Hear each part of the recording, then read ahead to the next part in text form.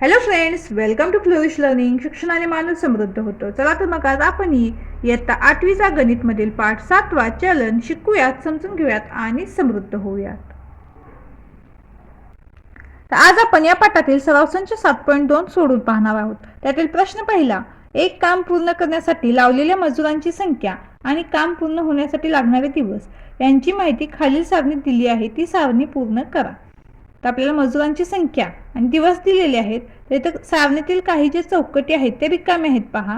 तर आपल्याला दिलेल्या माहितीवरून त्या चौकटी पूर्ण करायच्या आहेत. त्या दिलेल्या माहितीवरून आपण मजुरांची संख्या n व दिवसांची संख्या d मानू. म्हणून सारणीतील पहिल्या स्तंभानुसार काय होईल तर n गुणिले d हा जर आपण गुणाकार केला तर n किती आपला तर 30 आणि d किती आहे तर 6. 30 गुणिले 6 गुणाकार करूयात. हा गुणाकार किती मिळतो आपल्याला तर 18 आणि 0 आहे तसा म्हणजे 180. याचप्रमाणे सारणीतील दुसऱ्या स्तंभानुसार n गुणिले d हा गुणाकार केला तर हा गुणाकार कसा मिळतो आपल्याला तर 20 गुणिले 9. इथे सुद्धा काय होईल 9 दुनी 18 आणि हा 0 आहे तसा. तर ते पहिल्या स्तंभानुसार आणि दुसऱ्या स्तंभानुसार आपण n गुणिले d केल्यानंतर आपल्याला तो गुणाकार समानच मिळालेला आहे पहा. आता येथे n व d चा गुणाकार स्थिर आहे. n व d यांच्यात व्यस्त चलन आहे. याचा गुणाकार स्थिर आहे पण n आणि d यांच्यामध्ये काय व्यस्त चलन आहे. n गुणिले d बरोबर 180 हे चलनाचे समीकरण आहे. आता मग इथे d बरोबर 12 असताना n बरोबर किती आपल्याला काढायचं आहे. म्हणजेच इथे काय होईल तर n गुणिले 12 बरोबर काय आलं पाहिजे 180. कारण d 12 आहे, n आपल्याला इथे काढायचं आहे. म्हणजे आता आपण कसा काढणार तो तर काय होईल n बरोबर 180 आहेत तसे आणि गुणिले 12 आहे तिकडे याला काय होणार भागिले 12 होणार. आता याला 12 ने भाग देऊयात. 12 1 12 पुढे 6 राहतील हा 0 आणि 12 पंचे 60 म्हणजे काय मिळालं 15 उत्तर मिळालेलं आहे. म्हणजे आपल्या इथे n किती आलं तर 15 आला. आता इथे n बरोबर 10 असताना d बरोबर किती काढायचा. इथे सुद्धा काय होणार तर 10 गुणिले d होणार बरोबर 180. म्हणून d बरोबर काय होणार तर 180 भागिले 10. मग 0ला 0 गेला राहिले किती 18. म्हणून d बरोबर काय मिळाला इथे 18. यानंतर d बरोबर 36 असताना n बरोबर आपल्याला इथं काढायचं आहे. n गुणिले 36 बरोबर 180 म्हणजे आता n बरोबर काय होणार तर 180 भागिले 36. तर इथे 18 1 18 आणि 18 दुनी 36. हा 0 पुन्हा आहे तसा पुन्हा 2 1 2 आणि 2 पंचे 10 म्हणजेच n बरोबर काय मिळालं आपल्याला ते 5 मिळाला. त्यापासून आपण दिलेली सर्व माहिती अशी लिहून घेतलेली आहे आणि त्या माहितीवरून आपण काय केलेले आहे हे उदाहरण सोडवून उत्तरं मिळवलेली आहेत. आता आपण काय करूयात की मिळालेली उत्तर या सारणीमध्ये लिहून काय करतो ही सारणी पूर्ण करून घेऊया. आता इथे दिवस 12 दिलेले आहेत म्हणजे इथे d 12 असताना आपण n किती काढला तर 15. हा तर इथे याला पुन्हा चौकोन करून घेऊयात. त्याच पद्धतीने n 10 असताना आपला d किती आला इथे 18 आलेला आहे आणि d 36 असताना n किती आला आपला तर 5 आलेला आहे. तर आपली असं सोडवून अशा पद्धतीने आपण ही सारणी पूर्ण केलेली आहे. यानंतर प्रश्न दुसरा, प्रत्येक उदाहरणात चलनाचा स्थिरांक काढा व चलनाचे समीकरण लिहा. त्यामध्ये आपल्याला 4 उपप्रश्न दिलेले आहेत. त्यातील प्रत्येक चलनाचा स्थिरांक काढून त्याचं समीकरण आपल्याला लिहायचं आहे. तर पहिला उदाहरण काय आहे p अल्फा 1/q. p बरोबर 15 तेव्हा q बरोबर 4. मग आता इथे काय होईल तर p गुणिले q बरोबर k. तर k का तर k हा काय आहे चलनाचा स्थिरांक आहे. मग आता इथे p किती दिले आपल्याला तर 15 आणि q किती दिला आहे 4 म्हणून 15 गुणिले 4 हा गुणाकार होईल. 15 × 60 म्हणून k बरोबर किती मिळाला आपल्याला ते 60 मिळाला. म्हणजेच p गुणिले q हा p q असा लिहिला तरी चालेल. तर या दोन्हींच्या मध्ये कोणतं चिन्ह नाही म्हणजे गुणाकाराचं चिन्ह असतं. मग p q बरोबर सुद्धा काय मिळालं आपल्याला ते 60 मिळाला. यानंतर दुसरं उदाहरण आहे z अल्फा 1/w. जेव्हा z बरोबर 2.5 तेव्हा w बरोबर 24. मग आता इथे सुद्धा काय होणार z गुणिले w बरोबर k. मग आता आपली झेडची किंमत काय तर 2.5 गुणिले डब्ल्यू किती आहे 24. 2.5 गुणिले 24 हा गुणाकार करूयात. 24 पंचे 120, 0 12 पुन्हा इकडे हातच्या 1, 24 जुने 48 आणि 12 60 आणि एक अंक सोडून दशांश चिन्ह म्हणजे 60.0 असं मिळेल आपल्याला. म्हणजे के बरोबर किती मिळालं आपल्याला तर 60 मिळालेला आहे. के बरोबर 60. आता के बरोबर 60 ही किंमत आपण समीकरणमध्ये लिहूयात. समीकरण म्हणजे काय आपलं तर झेड गुणिले डब्ल्यू. झेड गुणिले डब्ल्यू बरोबर काय मिळणार आपल्याला 60च मिळणार. म्हणजे चलनाचा स्थिरांक किती आहे 60 आहे आणि समीकरण चलनाचं समीकरण सुद्धा काय आहे 60च आहे. पुढील प्रश्न आहे एस अल्फा 1/t वर्ग जेव्हा एस बरोबर 4 तेव्हा टी बरोबर 5.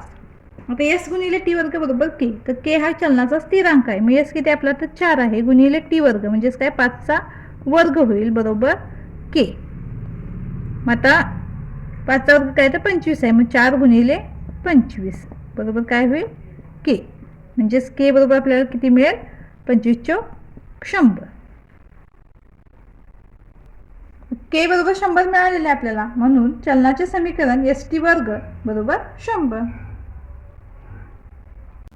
पुढील उदाहरण आहे एक्स अल्फा 1/वर्गमुळात वाय जेव्हा एक्स बरोबर 15 तेव्हा वाय बरोबर 9. आता पुढे काय होईल तर एक्स गुणिले वर्गमुळात वाय बरोबर के. के हा चलनाचा स्थिरांक आहे. आता ज्या वेळेला अशी वर्गमुळात उदाहरणे देतात त्यावेळेला थोडंसं मुलांना ते अवघड आहे असं वाटतं, पण तुम्ही ते स्टेप बाय स्टेप आहे तसं सोडवत गेला तर ते एकदम सोपं होत जातं. आता इथे पहा एक्स किती आपला आता 15 आहे. 15 गुणिले वाय किती आहे तर 9 आहे. मग आता इथे वर्गमुळात वाय म्हटलेलं आहे म्हणून वर्गमुळात 9 लिहूयात बरोबर के.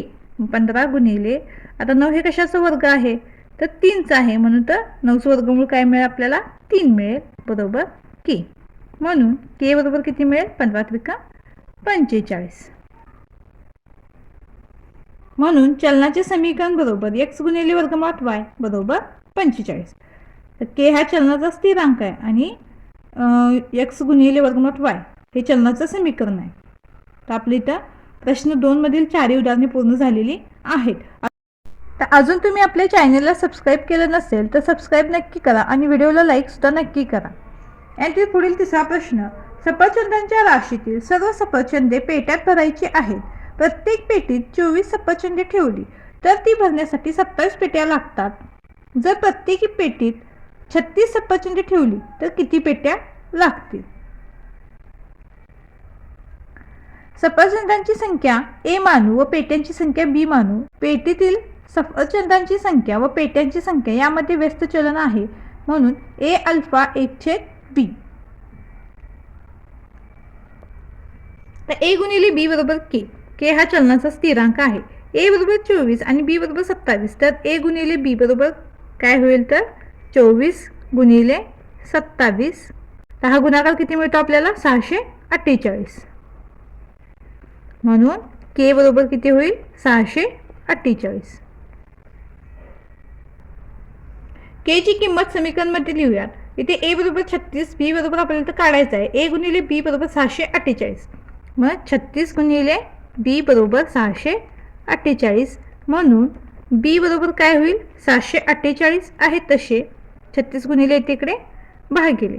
हा जर भागाकार आपण केला तर बी बरोबर आपल्याला किती मिळते 18. जर प्रत्येक पेटीत 36 सफरचंदे ठेवली तर 18 पेट्या लागतील. पुढील चौथं उदाहरण आहे खालील विधाने चलनाचे चिन्ह वापरून लिहा. त्यातील पहिले उदाहरण आहे ध्वनीची तरंग लांबी L आणि वारंवारता F यामध्ये व्यस्त चलन असते. तर ते आपण कशा पद्धतीने दाखवणार तर L अल्फा 1/f. झालं, इतकंच उत्तर आहे याचं. यानंतर दुसरं उदाहरण आहे दिव्याच्या प्रकाशाची तीव्रता I आणि दिवा व पडदा यामधील अंतराचा t वर्ग यामध्ये व्यस्त चलन असते. हे समीकरण आपण कसं दाखवणार तर I अल्फा 1/d वर्ग. पुढील उदाहरण आहे x अल्फा 1/वर्गमुळात y आणि x बरोबर 40 असताना y बरोबर 16 तर x बरोबर 10 असताना तेव्हा y बरोबर किती. तर x अल्फा 1/वर्गमुळात y, x बरोबर 40 तेव्हा y बरोबर 16 आणि x बरोबर 10 तेव्हा y बरोबर किती आपल्याला काढायचं आहे? k बरोबर x गुणिले वर्गमुळात y. k हा चलनाचा स्थिरांक आहे. मग आता इथे काय करूयात, तर x बरोबर 40 आणि y बरोबर 16 घेऊयात. 16 काय करावं लागेल आपल्याला, वर्गमुळात घ्यावं लागेल. बरोबर 40 गुणिले इथे काय होईल, 16चे वर्गमूळ काय 4 आहे. मग 4 चौक 16 आणि हा 0 आहे तसा, म्हणजे k बरोबर 160 मिळालेला आहे.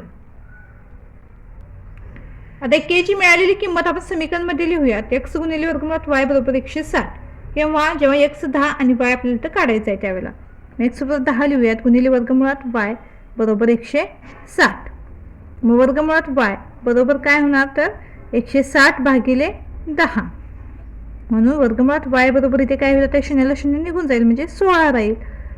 आता इथे पहा, वर्गमुळात y बरोबर 16 मिळालेला आहे, पण आपल्याला इथं y काढायचा आहे. म्हणून आपण तर काय करूया, दोन्ही बाजूंचा वर्ग करूयात.